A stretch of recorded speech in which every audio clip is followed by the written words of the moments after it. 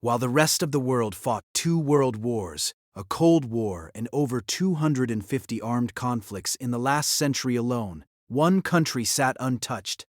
Not because it was weak, not because no one noticed it, because it made a decision 500 years ago that every superpower since has underestimated. This is how Switzerland engineered peace, and why it's one of the most strategically dangerous countries on Earth.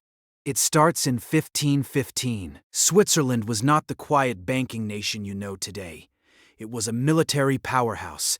Its soldiers were the most feared mercenaries in Europe. Every major kingdom wanted them. Every major kingdom feared them. Then came the Battle of Marignano. Swiss forces, overconfident and outmaneuvered, were crushed by a French and Venetian alliance. It was a catastrophic defeat, and it forced a reckoning. Swiss leaders asked a question most nations never ask after a loss. Was conquest worth it at all? Their answer permanently changed their identity.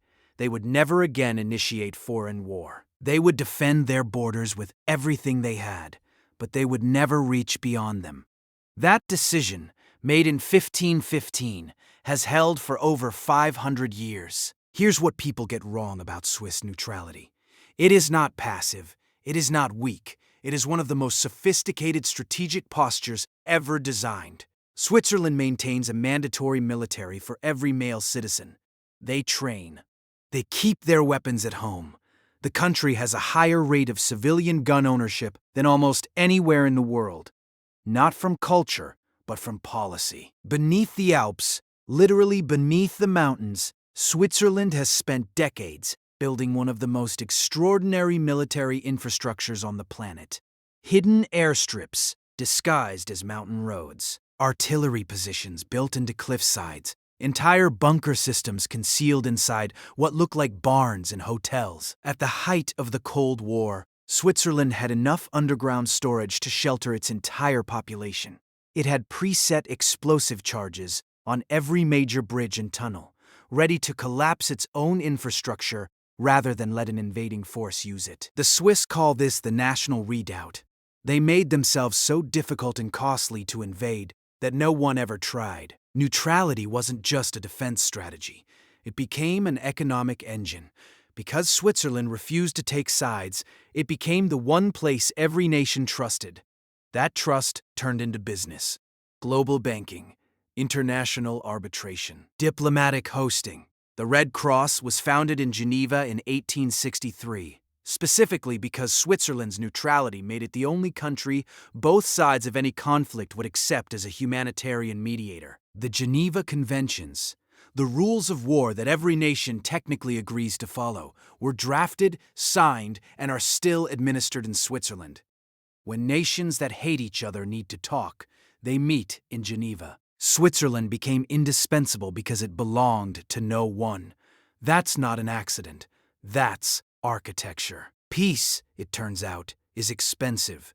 Switzerland spends roughly 0.7% of GDP on defense, lower than NATO's 2% target. But that number is misleading. The infrastructure investment over decades, the bunkers, the hidden airstrips, the mountain fortifications, represents a different kind of spending, one that prioritizes deterrence over projection.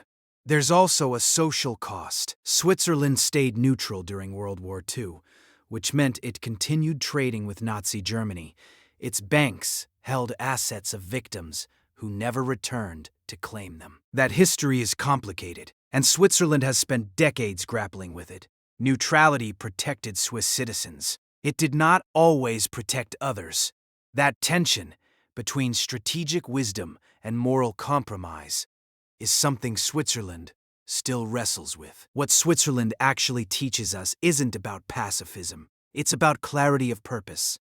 They decided, 500 years ago, what they were, and they built every system around that decision. Military, economic, diplomatic. Every institution reinforced the same goal: remain sovereign, remain neutral, remain indispensable. Most countries define themselves by what they'll fight for. Switzerland defined itself by what it refused to fight for, and became more powerful because of it. The mountains didn't protect Switzerland. The strategy did. The mountains just helped. 5 more countries with extraordinary hidden strategic histories, including one that disbanded its entire military and has never regretted it. Coming next on Grounded Intel. Subscribe so you don't miss it.